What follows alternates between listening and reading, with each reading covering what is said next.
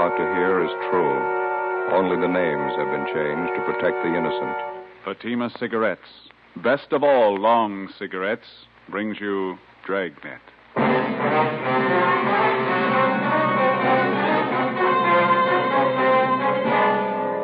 You're a detective sergeant. You're assigned to homicide detail. A potential killer is on the loose in your city. He's robbed 6 people. For no reason at all, he beats his victims senseless. He moves fast. He's well armed. Your job, stop him.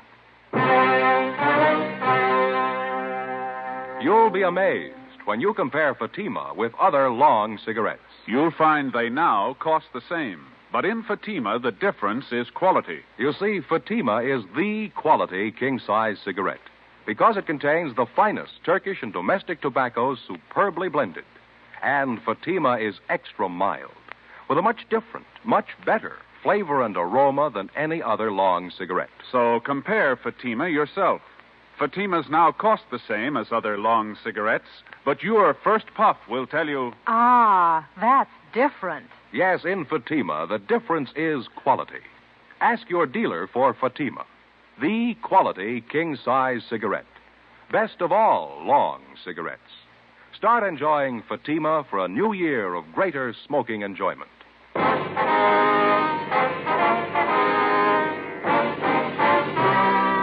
Dragnet, the documented drama of an actual crime. For the next 30 minutes, in cooperation with the Los Angeles Police Department, you will travel step by step on the side of the law through an actual case transcribed from official police files. From beginning to end, from crime to punishment, Dragnet is the story of your police force in action. It was Thursday, March 8th. It was windy in Los Angeles. We were working the night watch on a homicide. My partner's Ben Romero. The boss is Thad Brown, chief of detectives. My name's Friday. I was on the way back from the record bureau. It was 11:45 p.m. when I got to room 42. Homicide. Joe? Hi, Bill. Romero called about 5 minutes ago. He's on his way in from Georgia Street. Oh, thank you. The captain still around? He's gone for the night. You can catch him at home if you want to. Trouble? Well, the Rattlesnake Bandit got 2 more couples tonight. Right. Bad? About the same as the last 3 jobs he pulled. Pretty vicious. Gave the victims a bad going over. Who are they? Young salesman, his girlfriend. They were parked up in the Silver Lake area. Bandit robbed him. When he didn't find enough money in the young fellow's wallet, he pistol whipped him, messed him up quite a bit. Why'd he do that? Oh, there's no reason for it.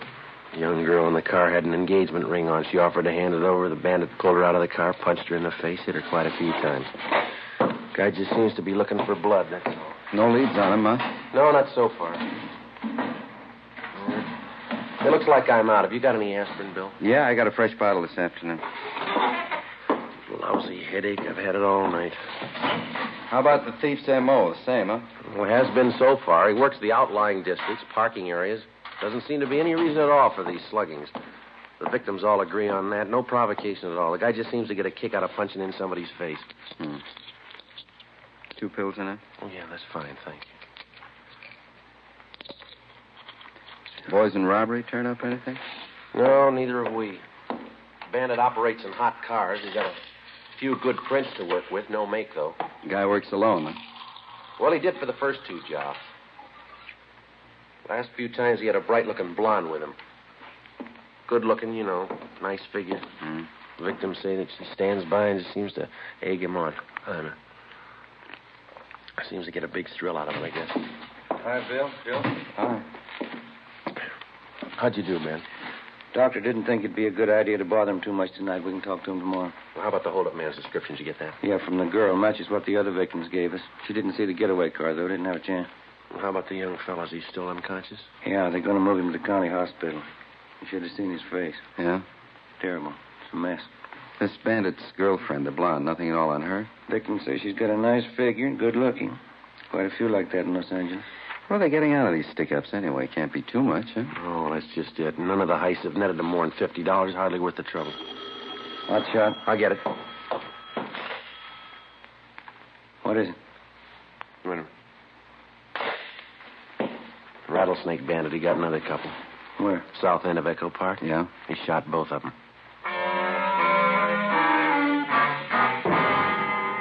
Together with Cummings and McCready from Homicide, Ben and I drove to the scene of the holdup and shooting in the Echo Park area.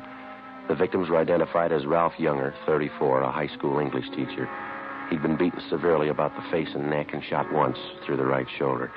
His companion was a Thelma Donovan, 26, a grade school teacher. She'd been shot through the temple just above the eyes. She was still alive, but in a critical condition. We questioned Ralph Younger briefly before he was removed by ambulance to the Georgia Street Receiving Hospital. His description of the holdup man tallied exactly with that of the rattlesnake bandit. He also gave us the description and license number of the getaway car. We got out a broadcast and an APB. A routine check of the area failed to turn up any leads. 11 a.m. the next morning, Ralph Younger told us the story from his hospital bed. I was teaching Thelma how to drive, Sergeant. We were going along that side street when the sedan pulled up, forced us over to the curb. And your friend, Miss Donovan, was sitting in the driver's seat then? That's right. I got out on my side and started over to ask this fellow what he was doing, crowding us like that. He rushed up to me and started slugging me in the face with his gun. I went down. Mm-hmm. What did Miss Donovan do? She started hollering for help. The hold-up guy ran over and shoved his gun at her. He had it pointed at her head. And he grabbed Thelma's purse and started looking through it. For money, I guess. Mm-hmm. Say, would you mind moving this pillow over a little bit? Oh, sure, betcha. Oh, there we are. There, how's that, okay? Oh, under the shoulder, please. All right. Yeah. There you are. That's fine. Thanks. Were you lying on the street while all this was going on, Mr. Younger? No, he yanked me to my feet, made me stand by the car with my hands up. Thelma was crying. The hold-up man looked through her purse, and then he said, "Who are you trying to kid, lady? You got more money than this." Thelma told him the truth. It was all she had, $3. Well, what happened then? He shoved the barrel of the gun against her head, right here by the temple. Then I heard the gun go off. Thelma fell over in the seat. There wasn't any reason for it. No reason at all. He just shot her. Well, what did you do then? Do you remember? I jumped for the man. I wanted to kill him right there. He turned and fired the gun at me, hit me right here, below the shoulder. Uh-huh. Then he ran out and got in his car and drove off. There was a blonde girl with him. I got a good look at her.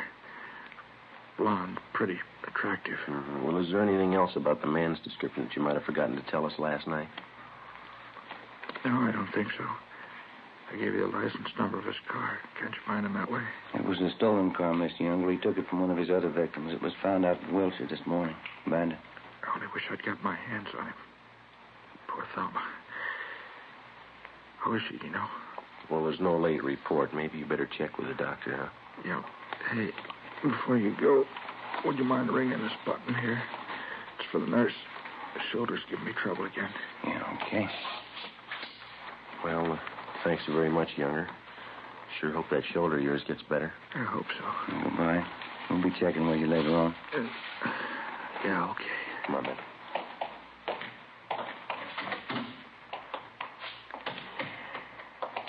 Romero? Joe? How'd you do, Bill? Checked with the doctor. Donovan girl's still unconscious. Pretty critical. Mm-hmm. What'd the doc say? She gonna pull through? She might. They can't tell yet. One thing sure, though. What's that? The bullet did a lot of damage. Yeah. She's totally blind.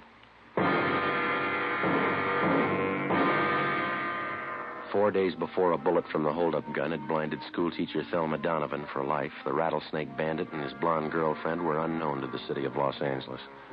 In the space of little more than 96 hours, they'd robbed and slugged a dozen people from one end of the city to the other. In every case, the attacks were just about as brutal and vicious as they were unprovoked. The amount of money taken from each victim was negligible. The only apparent conclusion was that the bandit and his girlfriend were out for blood. That night, despite a citywide alert to all radio cars and patrolmen, the suspects robbed and slugged two more couples between the hours of 10 p.m. and midnight. Between midnight and 1:30 a.m., they got two more victims. 2:30 a.m., Ben and I got back to the city hall, the carpool. Sixth Spring, 118 Sixth Spring. Meet the officer holding your Looks like a place over there, huh? Mm-hmm. Wonder how McCready and Cummings made out. I hope they got more than we have. Yeah. Yeah, this is good right here. Want to get the radio, Joe? Yeah, fine. Let's go. Doggone it. I knew I forgot something. What's that? Cigarettes. You got any left? I don't think so. Old pack is all. No, there's one left in here. No, that's all right. I can't take your last smoke. Oh, go ahead. There's a machine upstairs by the elevator. I'll get some. Oh, all right.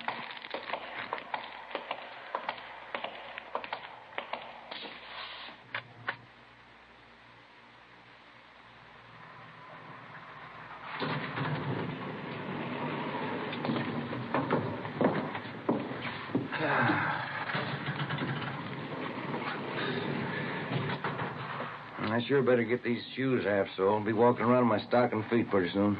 You just got them a couple of weeks ago, didn't you? Yeah, that's right. Tops are as good as new. Soles of the darn things went just like that. No wonder they had them on sale. Yeah.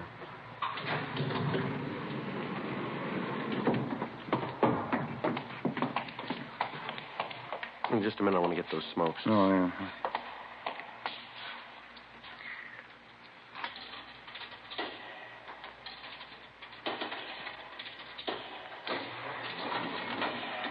Skipper say he was going to stay around? Until about 2, yeah. He's probably gone by now.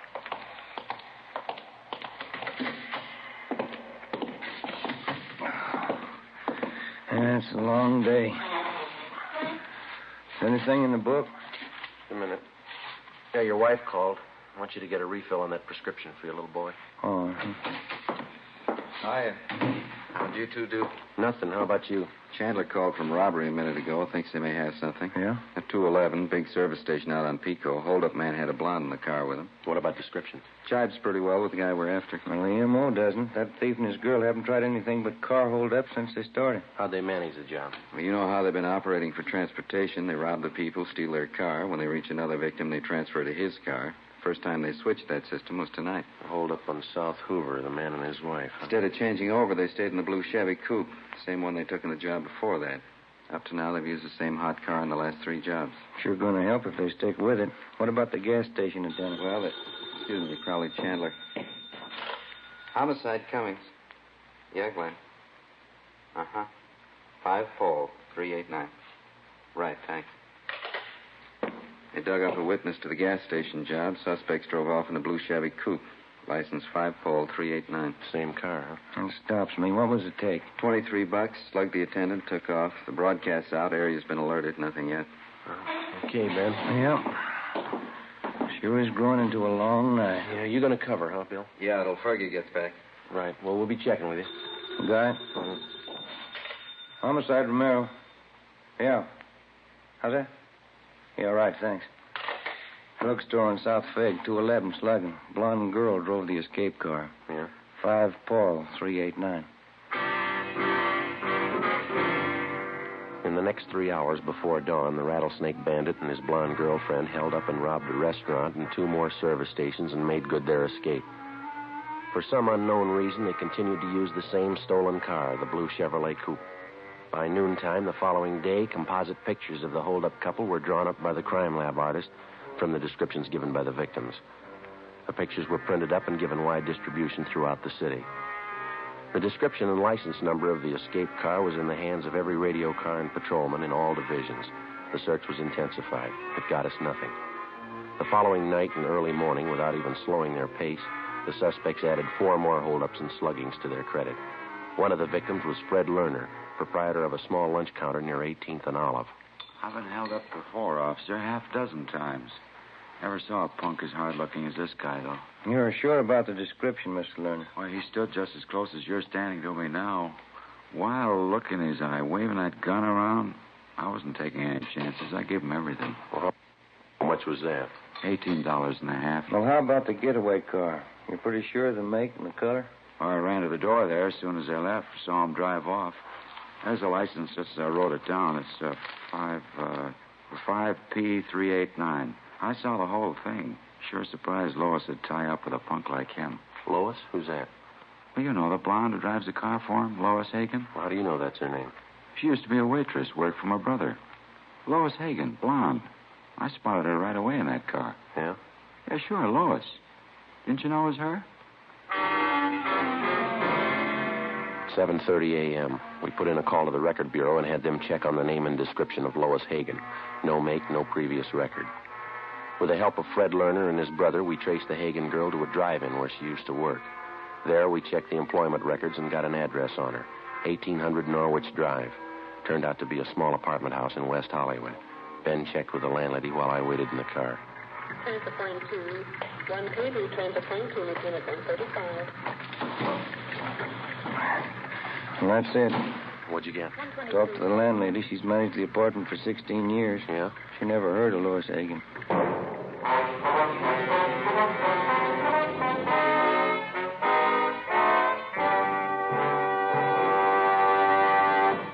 You are listening to Dragnet, authentic stories of your police force in action. And now, here's an authentic report from Fatima Cigarettes. 1949. Fatima more than doubled its smokers coast to coast. 1950. Another record-breaking year, with more long cigarette smokers insisting on Fatima quality than ever before. In 1951, enjoy Fatima quality yourself. Yes, friends, in Fatima, the difference is quality. Quality of tobaccos. The finest Turkish and domestic varieties, extra mild and superbly blended, to give you a much different, much better flavor and aroma. Quality of manufacture. Smooth, plump cigarettes rolled in the finest paper money can buy. Quality, even to the appearance of the bright, clean, golden yellow package, carefully wrapped and sealed to bring you Fatima's rich, fresh, extra mild flavor. Compare Fatima yourself. Fatimas now cost the same as other long cigarettes, but your first puff will tell you... Ah, that's different. Yes, in Fatima, the difference is quality. Start enjoying Fatima for a new year of greater smoking enjoyment. Insist on Fatima, the quality king-size cigarette. Best of all long cigarettes.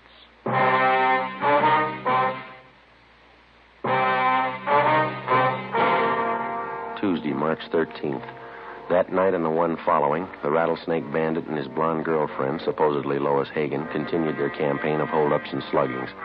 They robbed 2 liquor stores, an all-night cafe, a cigar shop, and 2 more service stations. In each case, the descriptions of the suspects and their getaway car was the same. Routine investigations got nowhere. Ben and I went to work checking out the thin lead that we had on the girl known as Lois Hagen. After 3 days of pounding the pavement and asking questions, we found 2 former waitresses at drive-in restaurants who had worked with Lois Hagen. Both of them gave us addresses where they thought the Hagen girl had lived at one time. One of them was a phony. It was a vacant lot. The other panned out. It was a rooming house out in the Boyle Heights district. The manager told us that the Hagen girl lived there 2 years before. She told us that as far as she knew, the girl's mother, a Mrs. Ernestine Hagen, still ran a small French laundry on South Hobart Boulevard. We found Mrs. Hagen working in her shop. She was a small, thin woman with gray hair. Yes, I have a daughter, Lois. What's the matter? I'd like to talk to her, Miss Hagen. Do you know where we can locate her? Probably sounds funny to you. I haven't seen my daughter in 2 years. Well, do you have any idea where she's living, ma'am? No, she's not much of a daughter. We didn't get along. As I say, 2 years ago, we had an argument. She left me. Never wrote a letter. I just don't know. I see. I heard she was living in Detroit for a while. I guess she's back here now. One of my lady friends, Mrs. McCormick, saw Lois shopping out in Hollywood. That was about a month ago. Mm-hmm. How old is your daughter, Miss Hagen? She'll be 20 next month. She looks older than she really is. Won't you excuse me, please? My flat iron back here. I have it heating. Certainly, ma'am. Do you have a copy of the composite picture of the girl? Yeah. Yeah, it's right here. Okay. I didn't realize it was getting so late. I have this rush order to get ready by 4 o'clock, officers. If you want, you can come back here. We can talk while I get it out. All right, ma'am. Thank you. Come on. There's a chair there, if you like. Oh, thank you.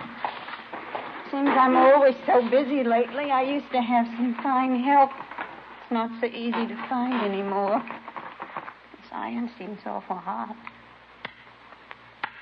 It's all right. I wonder if you'd mind looking at this picture, ma'am, this one here. Yeah, all right. Mm-hmm. Looks something like Lois. You're looking for her, is that it? She done something again? Well, we're not sure, ma'am. Has she been in trouble before? I can't be more ashamed of her than I already am. Yeah, she's been in trouble before. She was nothing but trouble. My only child. Her father died when she was a baby, but I guess she needed a father. I couldn't do anything with her. Was your daughter ever in any serious trouble? With the police, I mean? I don't know, maybe. She was. I didn't hear about it. And I tried to understand her. We never got along. I don't know. This makes me sick to think about it. Well, how about her friends, Mrs. Hagen? I mean, her recent friends. Do you happen to know any of them? No. Lois never brought them home. I knew they were tramps. I heard the way the neighbors were talking. Trampy fellas, trampy girls, drinking, doing things. You know, she didn't learn those things at home. Well, what was Lois' last known address? Do you have any idea at all?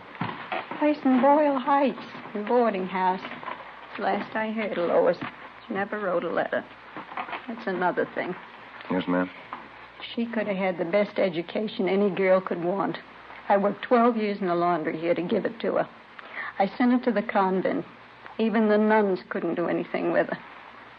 She only sassed them back. She finally quit altogether. I don't know. Can you think of anybody who might know where your daughter is? Maybe one of your relatives? We don't have any relatives here. I have a brother in Ohio, that's all. This lace blouse is in an awful lot of trouble.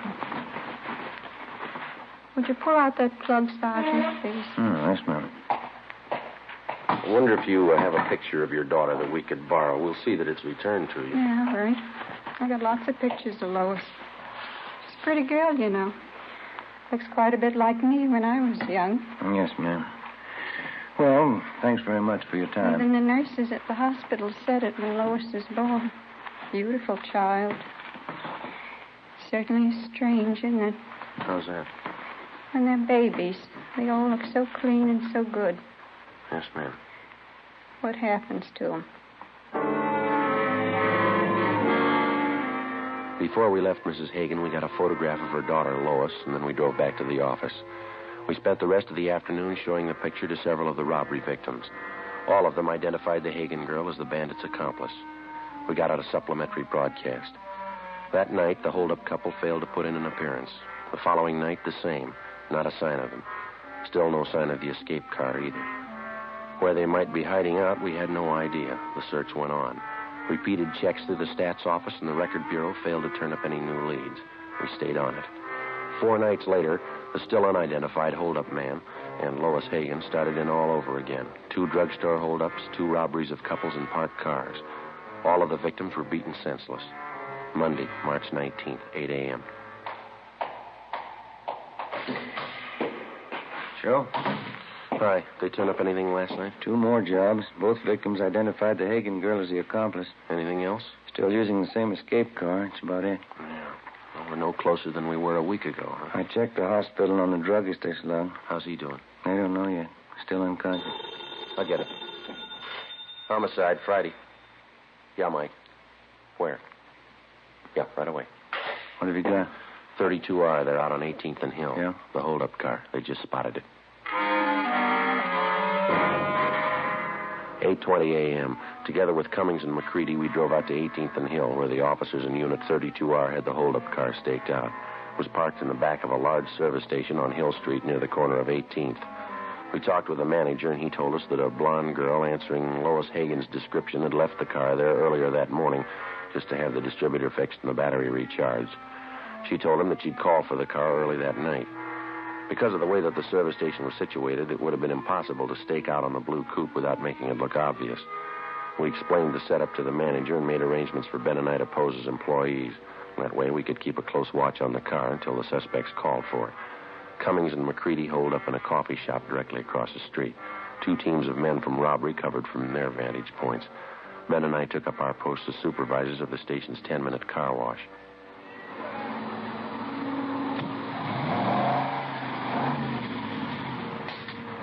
They sure do a great business here, huh? Yeah.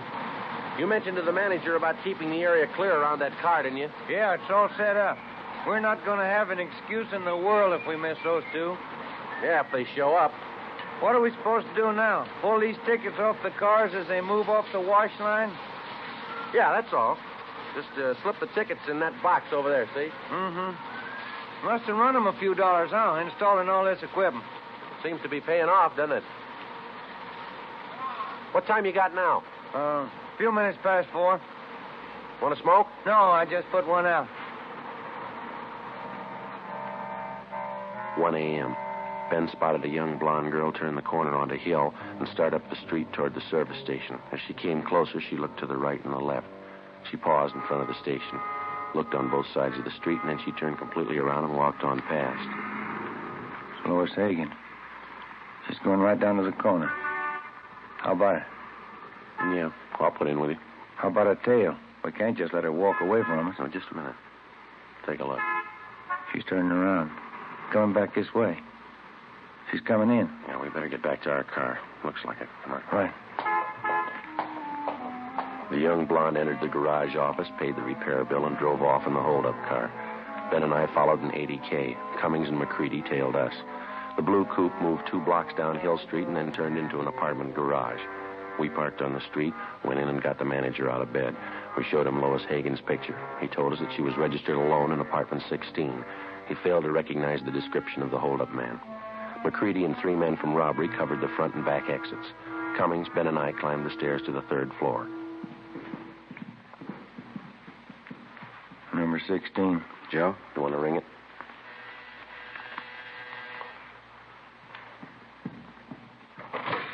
Yeah? Sorry, ma'am.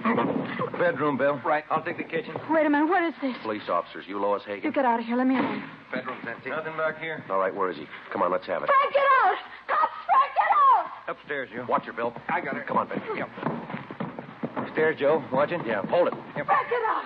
The cops! Come on down, coppers. Give me room. Give it up, mister. You haven't got a chance. Give me room. I'm coming down. We got the building covered, mister. Give it up. Look out, Joe.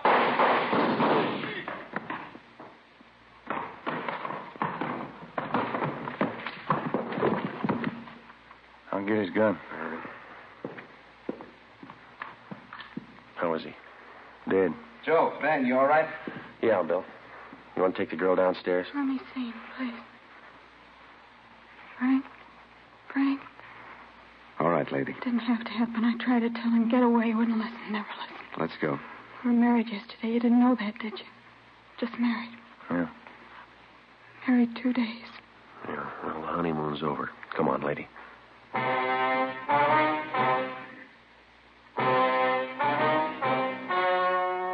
story you have just heard was true. Only the names were changed to protect the innocent. On August 5th, trial was held in Superior Court, Department 87, City and County of Los Angeles, State of California. In a moment, the results of that trial. Now, here's our star, Jack Webb. Thank you. Here's an invitation we just received from New York's famous Stork Club. Host Sherman Billingsley asked us to pass it on to you Dragnet listeners who have television sets. It reads, Fatima, best of all long cigarettes, cordially invites you to see the Stork Club on television beginning this week. Well, Dragnet welcomes the Stork Club to the Fatima family. It's a fine television show. You know the Stork Club recommends only the best, and as Sherman Billingsley says, in long cigarettes, that means extra mild Fatima. You can judge that yourself, just as I have, by comparing Fatima with other long cigarettes. Buy a pack of Fatimas. You'll find they now cost the same, but in Fatima, the difference is quality.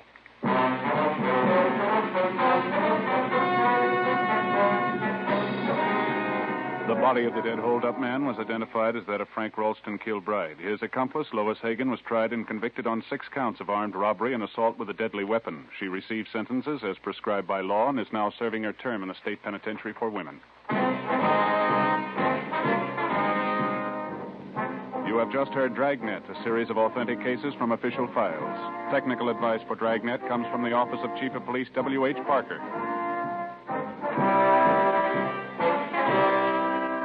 Fatima Cigarettes has brought you Dragnet, portions transcribed from Los Angeles. We the People is next on NBC.